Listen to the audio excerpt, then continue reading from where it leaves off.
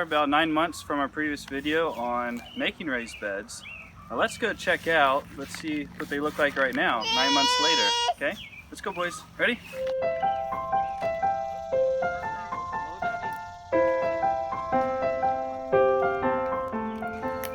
Are you watering some plants, Stefan?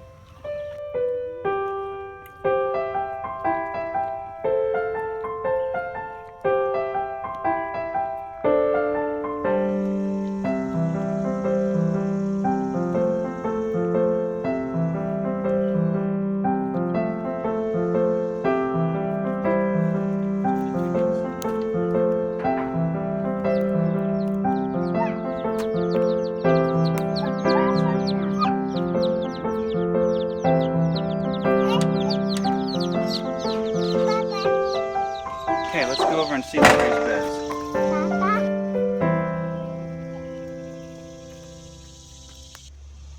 Here it is.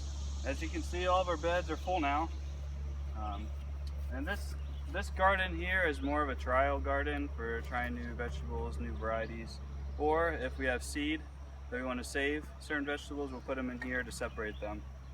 So here we have some Brussels sprouts growing.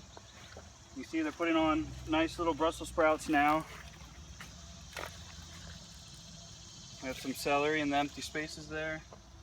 And here we have leeks that we're trying for the first year.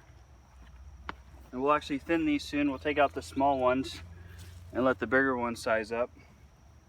And then we have celery here, interplanted with dill on the edge. And we use that for our pickling cucumbers. And this is our first year trying celery. It's done really well, except we have had a little bit of problem with a disease called aster yellows. And that's when, you can see a little bit here, see the leaves kind of curl.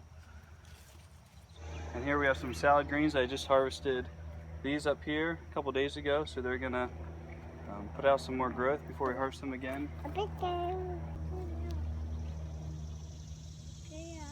Bunching kale up beyond the salad greens. You can see we've been harvesting these for about, I don't know, 2 months now, and they're still going strong, so hopefully throughout the whole summer we'll get kale from here. And here we have a nice bed of basil, so we actually sell a lot of this here. This is really nice strong basil growth.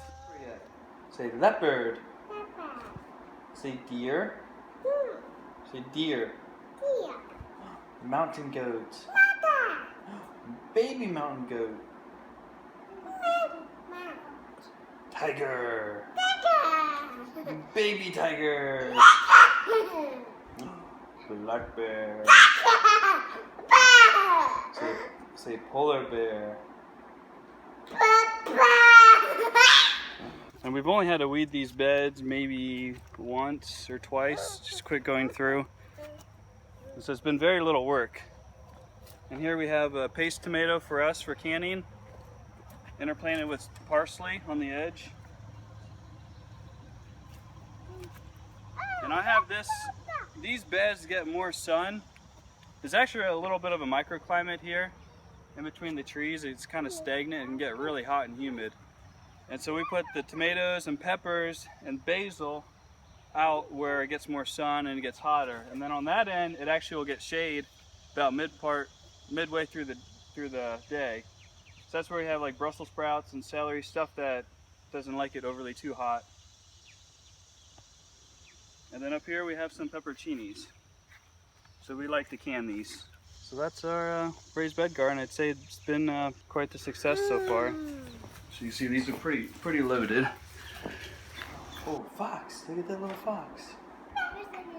Say baby bear. Dolphin. Seal pup. You say seal pup again? There you go. Manatee. I think it wouldn't look anywhere near this if we hadn't raised the ground up a little bit, because this gets so wet, and it's been a wet spring and summer. But just having them up 4 or 5 inches off the ground has made a huge difference. So this is pretty simple if you like to do in your backyard. This is only 30 feet by about 20 feet. It's about 600 square feet. It's not much at all. Everyone has that amount of room in their backyard. So you can grow quite a bit in that. Come on. Are you ready to go home? I go home too. You're gonna go home too?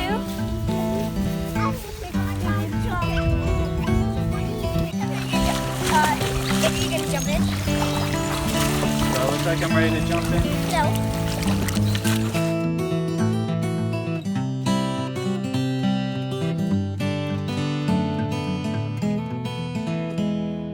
Thanks for catching up with us and seeing what we're doing.